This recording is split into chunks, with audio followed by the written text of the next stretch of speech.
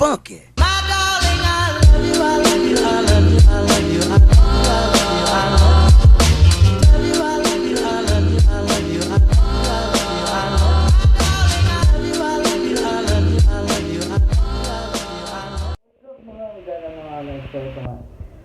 Nandito na tayo para sa ating new journey, new adventure.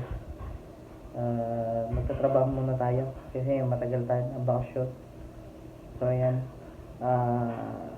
nandito ako ngayon sa Dammam, Saudi Arabia. So magtatrabaho ako dito as calibration technician. So syempre, pagdating namin dito, meron kami 7 days quarantine dito sa aming accommodation area. So, ano nga ba yung ginagawa namin dito sa buong 7 days na yun? Ano yung daily routine namin na ginagawa dito? So, papakita ko sa inyo. Bilis lang natin yung lighting. So, let's go! Dumating kami dito mga 12 midnight dito sa oras dito. So, ibig sabihin mga alas 5 ng umaga dyan sa atin sa Pilipinas. So, ano nga ba yung kauna na namin ginawa? So, kauna na namin ginawa nung pagdating namin dito, syempre, alwas ng mga maleta. And ayun nga, ito na yung aking pinaka wardrobe. So ito, nakita ko, napansin ko nung nagbabaklas ako, napakauna nabili yung maleta, oh. So may damage siya, oh. So lugi ako para sa presyo ngayon kasi napaka kuna tingin ko. At syempre, hindi mawawala yung aking favorite bag kasama ko sa lahat ng adventure ko. So, ayan.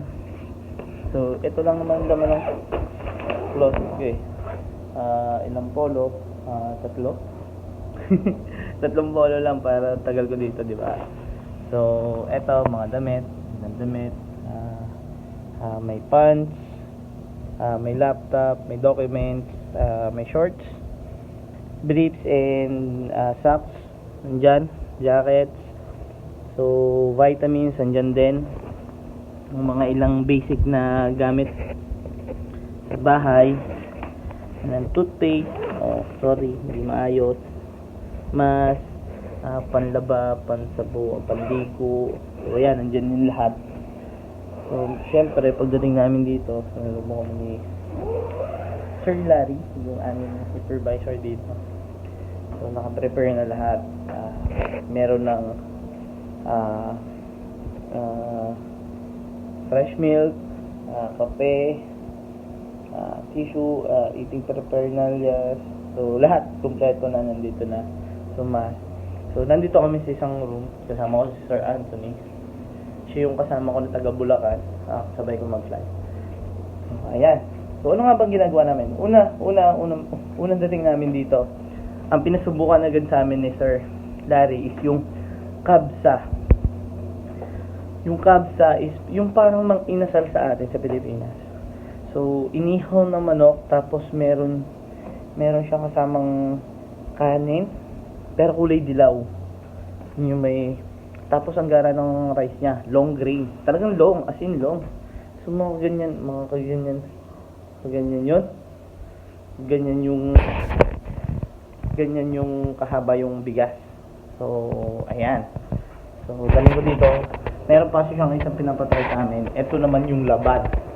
So, yung laban, ito, papakita ko sa inyo yung itsura ng laban.